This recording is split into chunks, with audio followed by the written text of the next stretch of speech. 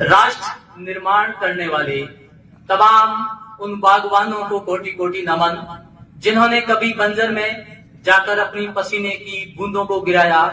छुपे हुए न जाने कितने वर्षों के वो बीज उस बंजर में उग आए। आज जब उस धरा पर जाकर आप देखते हैं तो वहां कहीं जंगल उग आए हैं, कहीं बड़े बड़े बाग लग चुके हैं, फल लग रहे हैं, बीज आ रहे हैं, और वो बीज न जाने कहां जाकर के गिरते हुए नए बागवानों का निर्माण कर रहे हैं।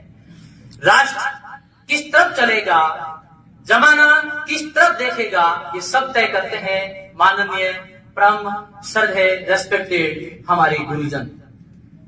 एक अबोध बालक अपनी माँ की गोद से पापा की अंगुली पकड़ते हुए दादा दादी और नाना नानी की कहानियों को सुनता हुआ, जबरदस्त चेहरे की मुस्कुराहट और एक जीवन जीने की उत्कंठा के साथ जब दोनों पैरों पर खड़ा होकर के चलता है तो सबसे ज्यादा विश्वास अपने प्राइमरी शिक्षक पे करता है। इस विश्वास के साथ उस देवालय को ज्वाइन करता है कि मुझे यहाँ से सब कुछ सीखने को मिलेगा, और उसी विश्वास को आप पूर्णतः साबित करते हैं।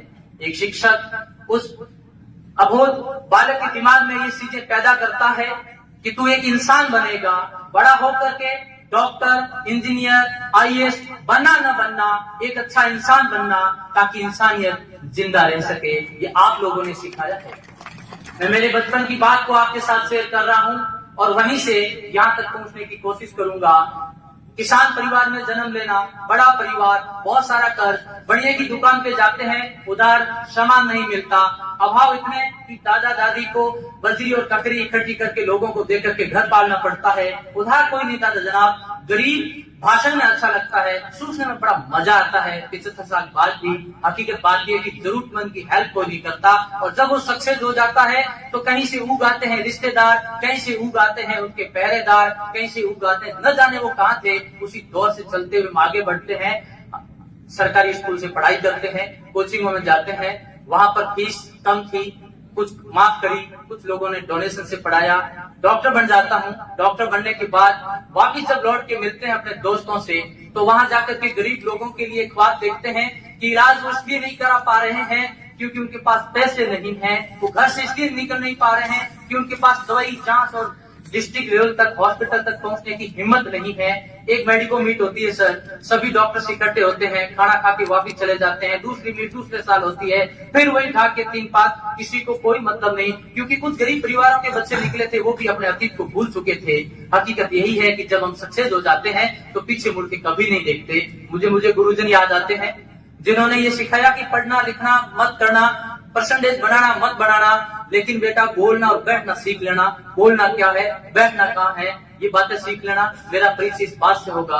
अगले गुरुजी ने सिखाया कि जिंदगी में कुछ भी बन लेना, काम इतना करना कि दौलत और शोहरत तुम्हारे पीछे भगे, न कि तुम दौलत और शोहरत के पीछे भगो। और उन्हीं बातों ने एक अच्छे स्टूडेंट के निर्माण करने में महत्वपूर्ण भूमिका निभाई।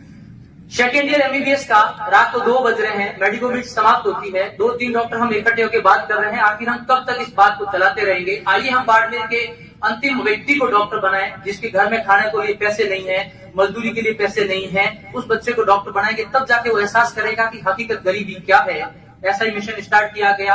50 विलेजर्स नाम रखा। 25 स्टूडेंट पर ईयर हम सेलेक्ट करते हैं सरकारी स्कूल से। 3 सिस्टम है, एक 10वीं के परसेंटेज है, एंट्रेंस एग्जाम है, और 30 नंबर का हम आर्थिक मापदंड करते हैं। जिस बच्चे के मदर फादर नहीं है उनको हम 30 में से 50, 60, 70 नंबर भी दे देते हैं। तो हम जरूरतमंद को वहां सेलेक्ट करके लाते हैं। दिमाग और शरीर के अलावा बच्चा घर से कुछ नहीं लाता, तमाम चीजें हम डोनेशन से इकट्ठा करते हैं। पिछले 8 साल के अनुभव में हमारी संस्थान कभी पॉजिटिव नहीं रही। अभी भी 10.5 लाख का कर्ज है। डोनेशन मांगने जाते हैं, कितना मिलता है क्या नहीं मिलता ही हम जानते हैं, ये हमारी रूह जानती है। सिर्फ दिखावे के हम राष्ट्रभक्त हैं, जरूरत की हेल्प करने वाले हैं। जहाँ माला साफे, मंदिर, इंडे और स्वामियां हो जाए, वहाँ करोड़ों खर्च कर देंगे। ब्याहों में हम न जाने कितने दिखावे में खर्च कर देंगे, लेकिन साहब जरूरतमंद की हेल्प कोई नहीं करता। धर्मवीर जी भी काफी कुछ जानते हैं। मैं बात वापिस इसलिए कर रहा हूँ, इस बात को केवल समझते हैं तो हमारे रेस्पेक्टेड टीचर समझते हैं। उनके आशीर्वाद के कारण ही हम ये सब कुछ कर पा रहे हैं। वो हमेशा कहते हैं कि चैलेंज है तभी तो सुधार की संभावना है। ये जो अभाव है वही आपको आगे बढ़ाएंगे और उन अभाव में पढ़ने वाले वो बच्चे जिस संस्थान में रहते हैं, जैसा सर ने कहा, कोई सर वार्डन नहीं है, कोई टीचर नहीं है, physics, chemistry, bio, Hindi, English ये सब्जेक्ट मुझे ही पढ़ाने होते हैं और वो पढ़ करके अभी तक 100% सक्सेसफुल रेशो है। 34 स्टूडेंट डॉक्टर बने हैं, उनमें से 5 बच्चे सर एम्स में भी हैं जिन्होंने कोचिंग नहीं ली, सिर्फ बाइबल, गीता, कुरान, एनसीईआरटी को पढ़ा है। उसके अलावा वहां रहते हुए खाना खुद बनाते हैं, अकाउंट खुद मैनेज करते हैं, कोई मॉनिटर नहीं, कोई टीचर नहीं। ये एक ऐसा गुरुकुल है जो हमारे टीचर ने बचपन में हमें सिखाया था, वास्तव में वैसा हो सकता है।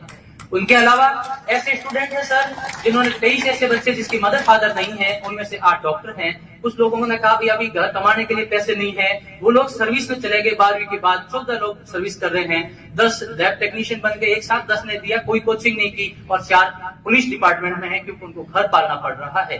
रेस्पेक्टेड सर, 50 विलेजर एक मिशन है, एक मॉडल था कि हम बिना कोचिंग के सेल्फ स्टडी के जरिए उन बच्चों को एक इन्वायरमेंट देकर के उस इंस्टीट्यूटों में भेज सकते हैं जिसके लिए हम डरते हैं।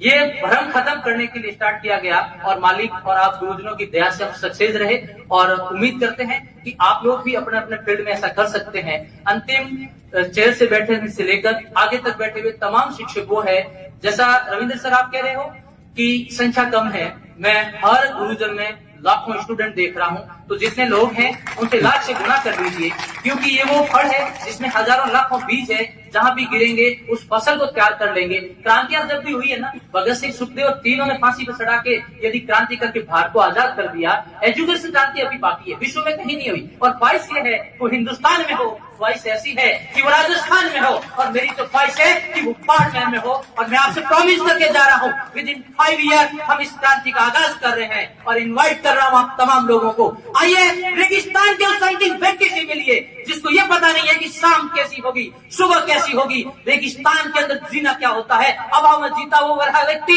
सकारात्मकता के साथ उठ खड़ा होता है अपनी मेहनत के जरिए कि मैं खेती के जरिए किसानी करूंगा, मैं मेहनत मजदूरी करके पढ़ूंगा और जिस भी जॉब में जाऊंगा उस जॉब की पहचान को और ऊंचा कर दूंगा, क्योंकि आप जैसे टीचर्स उस भावी पीढ़ी को तैयार कर रहे हैं। इस नकारात्मकता को खत्म करिए कि क्या हो रहा है राष्ट्र में कुछ मतलब नहीं है, हमारी लकीर को बढ़िया करिए, उससे इतना लंबा कर दीजिए कि साइड वाली लकीर को नहीं देखना। सड़क पे गड्ढे हैं, सड़क टूटी हुई है, हमें रोना नहीं है, हमें अपनी नई सड़क बनाना है। राहगीर स्वतः अपनी सड़क पे चल पड़ेंगे, फिर देखना कि वो सड़क का मालिक सही करता है कि नहीं करता, सड़क अपने आप सही हो जाएगी। हम लोग हमारी एनर्जी को वेस्ट इस बात में नहीं करें, इस बात में नहीं करें कि ये कर लो वो कर लो, हमें अपने अपने काम को चलना होगा, टीम वर्क के साथ चलना होगा, कंधे से कंधा मिलाकर चलना होगा, कदम से कदम मिलाकर के चलना होगा। एक दूसरे की क्वालिटी, आज हम सब लोग यहाँ बैठे हैं, कोई हैंडराइटिंग में एक्सपर्ट है, कोई स्पोकन में एक्सपर्ट है, कोई पेंटिंग में एक्सपर्ट है, कोई वीडियोग्राफी का है, कोई किसान है, कोई प्रकृति प्रेमी है, कोई इंस्टीट्यूट वाला है, कोई पैसे वाला है, कोई धन वाला है, कोई दौलत वाला है। इस टीम को बना लीजिए और इस टीम को एक साथ खड़ा कर दिए किसी भी मैदान में, वो किसी भी जंग को जीत सकती है। टाइम जरूर लगेगा लेकिन जंग जीतने के लिए पैसे की जरूरत नहीं होती है, हिम्मत और जज्बे की जरूरत होती है। जिसने भी हिम्मत और जज्बा रखा है उसने उस मेहनत को जीता है। और रेस्पेक्टेड गुरुजन लोग, आप लोग जिस भी फील्ड से है ना, वाकई आप में वो असीम शक्तियां हैं, उस क्रांति का आगाज आपके हाथ में है। ये दीप परिवर्तन यहाँ किया है, इधर करके देखना और अपने स्टूडेंट को ये बता देना कि जिस जमीन पे जन्मा है तुझे उसी दिन में मरना है ना, तो मरने से पहले अपने कर्म से अपनी पहचान कर ले कि ये व्यक्ति गाने वाला है, ये बोलने वाला है, ये खेती करने वाला है, न कि हम अपने नाम से पहचाने जाए। जिस दिन हमारा देश अपने कर्म से पहचाना जाएगा उस दिन हम उस राष्ट्र की वास्तविक परिकल्पना करेंगे जो कभी विवेकानंद जी ने किया, कभी कलाम सर ने किया। शब्द वास्तव में क्या होते हैं, अपने विचार होते हैं। विचार क्या है, उस बच्चे को बोलने दीजिए, उसके ट्यूशन को करने दीजिए, वो बनना क्या चाहता है वो बनाइए, न कि डॉक्टर इंजीनियर आईएएस बनाइए, उसको इंसान को इंसान बनाइए। एजुकेशन का मतलब कलाम सर ने बोला है कि शिक्षा चेहरे की मुस्कुराहट बने। और आइए हम सब लोग मिलकर यहाँ से उस मुस्कुराहट को लेकर घर तक चले, उस मुस्कुराहट को समझाएं कि तू एक इंसान है, तू रोबोट नहीं है। तुझे ओपन जेल मत दीजिए बच्चे को, जन्म से लेकर 12वीं तक या ग्रेजुएशन तक तुझे ये बनना है। उसे समझाइए कि परिवार क्या होता है, उसे समझाइए कि इंसान होता क्या है, उसे समझाइए कि आपकी थॉट आपको कैसे अलग कर सकती है, आपकी राहें कब बदल दे और कब कहां किस पहुंचा दे। रविंद्र सर 9 दिन थे, इंजीनियर बने, एक घटना हुई, उनकी आंखें से साइड चली गई, उन्होंने अपनी राह सुनी और उस राह की बदौलत यहाँ पर है। तो मालिक जो हमारे लिए डेस्टिनेशन तय करता है उसको पता है कब और क्या करना है। यदि वाकई हम एक अच्छे उद्देश्य के लिए इकट्ठे हैं तो अपनी उस आत्मा को और ऊंची आवाज दीजिए उसको और भूल तो इसे कैसी कि मेरी उम्र का कोई पड़ाव नहीं है, मैं रिटायरमेंट नहीं हूं, क्योंकि मेरे अंदर जज्बा। अपने घर से शुरू करिए, अपने दोस्तों से स्टार्ट करिए,